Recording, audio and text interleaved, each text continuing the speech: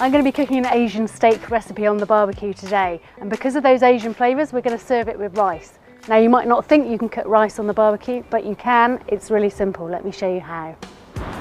I've already soaked the rice in cold water for an hour, drained it into a sieve, and I've boiled a kettle of water.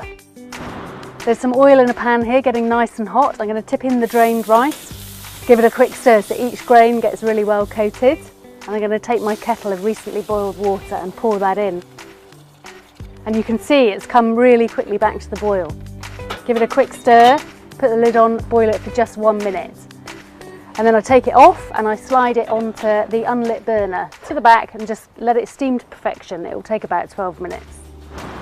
So for the sauce, I've already combined spring onions, grated ginger, crushed garlic, lime juice, Chinese 5-spice, soy sauce, honey, water, a pinch of chili flakes and a grind of black pepper. I've set a cast iron pan onto the sizzle zone to get it really hot. And watch this, I'm going to pour the sauce in. Really bubbled up, really super fast. I just want it to sort of flash cook in seconds, and then I'm going to transfer it over here to the grill to keep it warm, just over a low heat. And that's the beauty of this barbecue, is you can have different things at different temperatures in different zones. You've got a lot of control. Right, steak time. So I'm just going to season this really simply with a little bit of oil and salt and pepper, nothing else, and then straight onto the sizzle zone.